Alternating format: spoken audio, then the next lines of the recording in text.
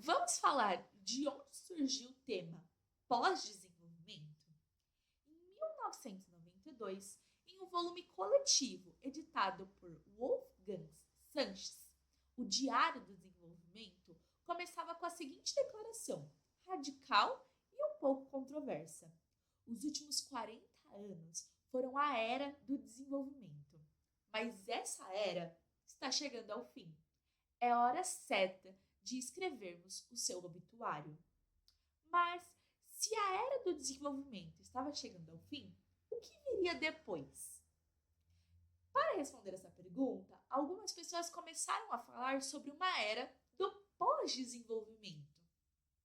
Essa palavra, pós-desenvolvimento, foi usada pela primeira vez em 1991 em um colóquio internacional realizado em Genebra. 6 anos depois, já havia capturado a imaginação de acadêmicos, críticos e praticantes do desenvolvimento. Desde então, houve uma reação diversa, tanto política quanto acadêmica, que gerou debates, que às vezes eram um pouco fragmentados, mas muito dinâmicos.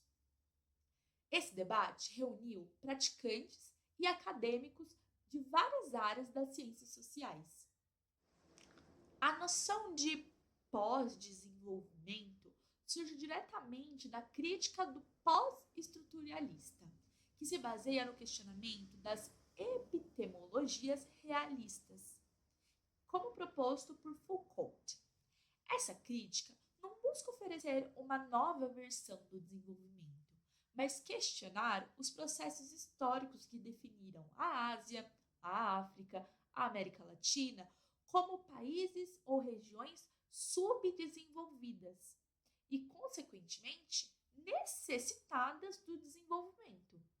A principal pergunta dos pós-estruturalistas não foi de como melhorar o processo de desenvolvimento, mas por que e como a Ásia, a África e a América Latina foram concebidas como o terceiro mundo pelos discursos e práticas do desenvolvimento. A resposta envolve vários elementos, entre eles a construção histórica e discursiva do terceiro mundo, a imposição das narrativas ocidentais que definiram o desenvolvimento como universal e necessário, e, por fim, a análise das consequências dessas práticas, que frequentemente perpetuam as relações de poder assimétricas e colonialistas. O debate sobre o pós-desenvolvimento surgiu como uma crítica às narrativas tradicionais do desenvolvimento, destacando que essas frequentemente ignoram as diversidades locais, romantizam movimentos sociais e negligenciam questões estruturais, como a pobreza e o próprio capitalismo. O pós-desenvolvimentismo, influenciado pelo pós-estruturalismo, foca em discursos como prática social, propondo que a epistemologias são escolhas políticas. Embora tenha sido alvo de críticas por sua abordagem teórica, o pós-desenvolvimentismo contribuiu para a criação de abordagens mais híbridas, reconhecendo as múltiplas modernidades e as práticas locais. O debate resultou em um diálogo interpragmático, que enriqueceu a teoria do desenvolvimento, reforçando a necessidade de alternativas ao modelo neoliberal. O movimento social continua a desempenhar um papel central, propondo novas visões de desenvolvimentos enraizadas em suas lutas e suas culturas locais. Mas quais são as ideias do pós-desenvolvimento?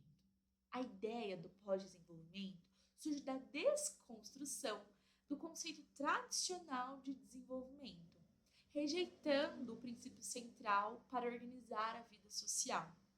Para teóricos como o Arthur Escobar, por exemplo, o pós-desenvolvimento vai propor a valorização da cultura local, o conhecimento da cultura e dos conhecimentos tradicionais, a menor dependência de especialistas e o maior protagonismo das comunidades locais na busca de proporcionar uma vida cultural e ecologicamente sustentável, diferentes formas, um reconhecimento movimentos sociais e das mobilizações comunitárias como os autores principais dessa transformação social da comunidade. E ele não é visto, esse pós-desenvolvimento, como uma marca histórica já alcançada, mas ele é uma possibilidade, ele é um meio para alcançar e para criar novos discursos e representações que não sejam controlados por esse paradigma do desenvolvimento tradicional. Ele busca transformar práticas de conhecimento e ação, questionando a lógica dominante que define o que é considerado verdade ou válido no regime do desenvolvimento. Ele busca ampliar a diversidade de agentes e centros na produção do conhecimento, dando destaque à perspectiva da população e que é normalmente, historicamente marginalizada. Um exemplo prático disso é o processo das comunidades negras no sul do Pacífico colombiano. É um processo de pós-desenvolvimento que busca e que essa comunidade reivindica seu papel como produtora de conhecimento, combinando saberes locais e técnicos e desafiando a narrativa tradicional de desenvolvimento e criando soluções baseadas em suas próprias realidades. Então, é dar valor à comunidade e os seus conhecimentos.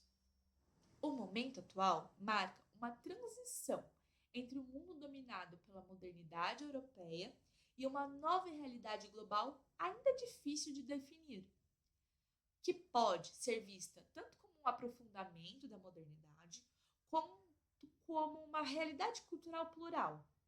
Santos propõe que estamos além do paradigma da modernidade, tanto no aspecto epistemológico, ao abrir espaço para formas diversas de conhecimento, quanto no aspecto social, entre o capitalismo global e as novas formas emergentes. Essa transição é caracterizada pela tensão entre a regulação social e a emancipação social, o que gera um desequilíbrio entre as expectativas e as experiências vividas. A regulação e a emancipação social, que antes estabilizavam as expectativas, estão em crise devido aos excessos e falhas da modernidade, especialmente com a globalização neoliberal. Isso requer uma mudança de paradigma para repensar essas questões com base em uma abordagem do pós-modernismo oposicional. Para Santos, a globalização não representa a última etapa de modernidade capitalista, mas o início de algo novo. Contudo, as condições necessárias sociais para essa visão ainda não se concretizaram, principalmente diante do crescente fascismo social e da nova configuração do império global. A incapacidade da ciência e do mercado de resolver os problemas que criam contribui para o aumento da exclusão social, especialmente na Ásia, na América Latina, na África. Essa exclusão vem acompanhada de um novo tipo de fascismo social, que coexiste com sociedades democráticas e se manifesta de várias formas, como a exclusão territorial e o fascismo financeiro. A globalização hegemônica estabeleceu um regime de recorde a pequenas guerras e violências para impulsionar o capitalismo neoliberal.